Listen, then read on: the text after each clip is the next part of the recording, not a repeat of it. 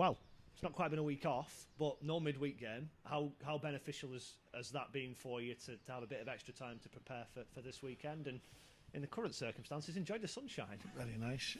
Just before we start, I'd like to pay tribute to a great football person who passed away this week, Dickie Danson from Morecambe.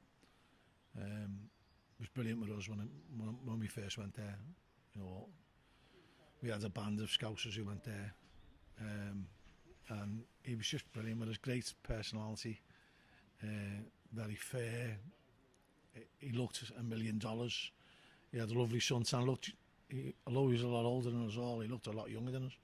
Just a great man, great person, and really sad to see him go this week. And I'd just like to, pass on my condolences to his family. And just a smashing man and a big loss to football. I was going to ask if band is the official term for a group of Scousers, but I'm not going to go there. In terms of your preparations, it's been a quieter week in terms of games. Has that been beneficial? It's something that we desperately needed, to be honest. We were screaming for it. You get into the situation where you're scared to say him because you don't want to lose on a player. And they were going down like, well, whatever things go down, like 9 pins or flies, whatever.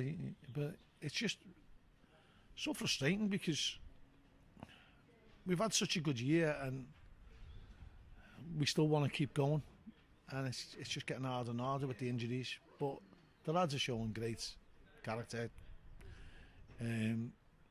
great personalities as well, and hopefully we'll get through it and we'll get some more wins between now and the end of the season and knock on the door of playoffs, and who knows, get in them. Has this little period of a few days allowed a bit of time off and a bit of rest and recuperation?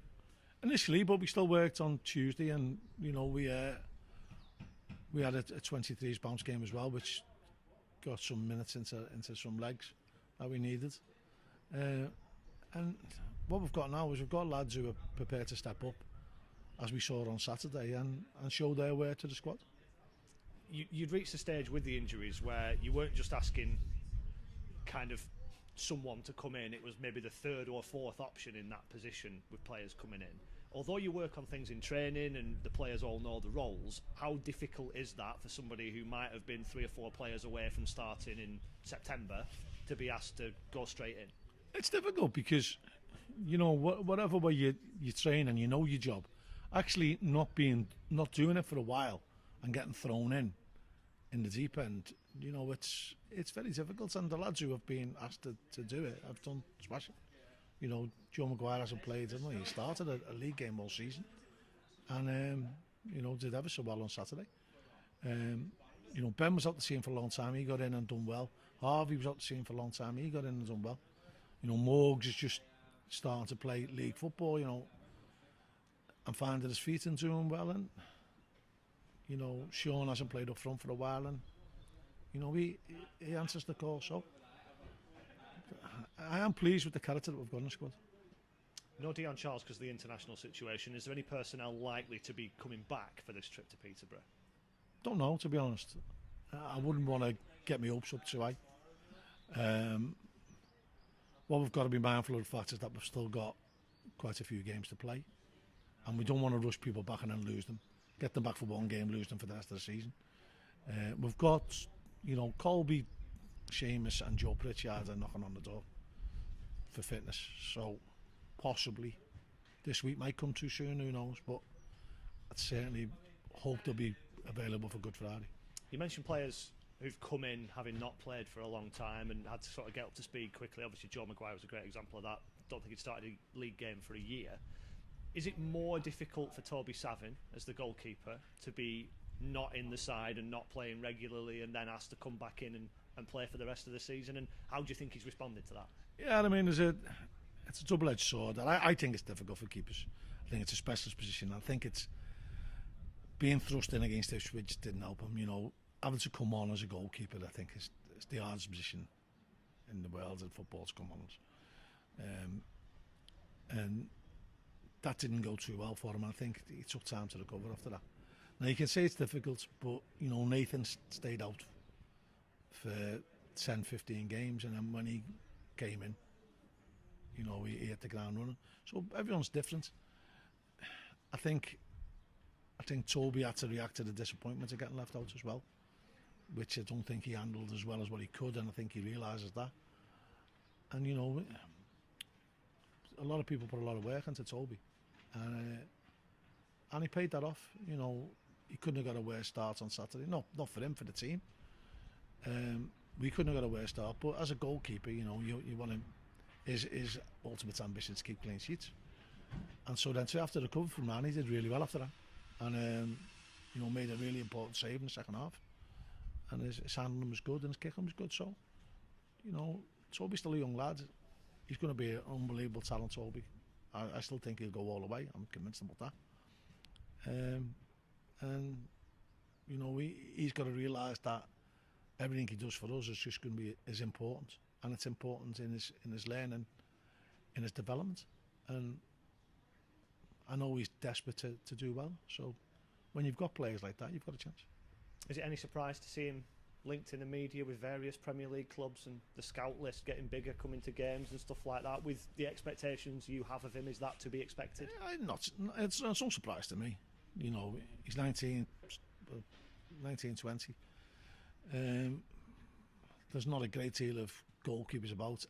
There's certainly not many of his age who have his physique. You know, a lot of them tend to be lean, thin, tall, and don't really look as though they fill the goal, whereas he does. He looks like a man, and so that's no surprise to me at all. And as I said, I'm convinced he'll go to the top. As far as the season on the bigger note is concerned, there's still a long way to go, and yet not very far to go, if you see what I mean. Yeah. Times and games. How important to you is it that you got that victory last time, and that you don't end up having this kind of stuttering finish to the season, even if it is motivated by the injuries and the availability?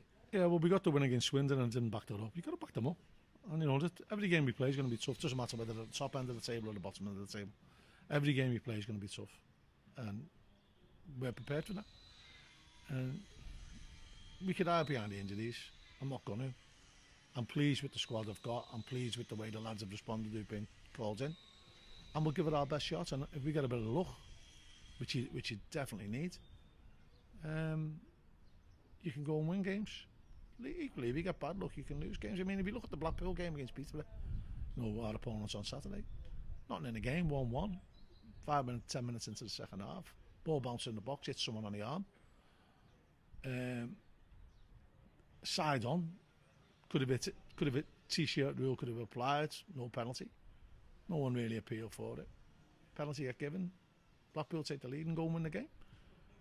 On another day that doesn't get given, and that's a totally different game. So that's how much luck plays part in football. And the thing is, you can't call when it's going to happen for you. You know, as we spoke about on Saturday, we've gone 24 games without a penalty, then we get one on Saturday. And then possibly we could have had another one. But you can't call when you're going to get them decisions. It's fate. And you've just got to try and put fate into not into your own hands, but try and get the situations that if things do go wrong, they don't favour you, or they don't reflect too badly on you. So if you're spending a lot of time around the other team's box, you're not going to give pens away. You're more likely to get a pen. You're not going to make a silly mistake around your box that's going to lead to a goal. You're more likely that they're going to do that. And that's what you've got to do. You've got to play in the other team's half. Football's an invasion game. You've got to invade. And the more you spend in the other team's half, the better chance you've got to win the game. You mentioned that Blackpool-Peterborough game, that catapulted Blackpool right into the top 6. Does that show how close this is? Because I think a couple of weeks ago they were about 14th. Yeah, I mean, anyone puts a run together, they've got a chance. You know, everyone's craving a little run at Burton went on. 6-7 winning games. Oxford had been on one prior to Christmas. You know, pick up a lot of points in a short space of time, you catapult up the league. We'd love to do that. I'm sure there's lots of other teams who would as well. Peter will be stinging from that result, won't they? Will there likely be an implication for your trip to London Road? Who knows? You know, I know the players they've got. I know they've got good players. I had them watched against Peterborough. I have watched the video as well. I watched the Blackpool game. So I know all about them. they'll be wanting to play better, and if they play better, they've got a chance of winning games because they have won a lot of games this season. Seems like a long time ago that you beat them in the opening league game. Seems like 2 lifetimes ago. It's only that's going to have a deep bearing on it. And we won't have Dion who scored the goal anyway, the volley. So, and we won't have Tariq who scored the other goal. So, listen, we know that if we perform to our best of our ability, we've got a chance of beating anybody. Just as any other team, we've got a chance of beating us. So we'll give it our best shot on Saturday. Would doing the double over a team like Peterborough constitute a kind of indicator of a good season, considering where you'd expect them to be? I've done doubles over teams that have won the league and told me I'm being told I've had a poor season in the past. Not always with Accrington either. No, they're just another game. Just try and win that game. Doesn't matter whether you beat them before or lost them before. We try and win that game and then we'll go on to the next game, and that's what you can do.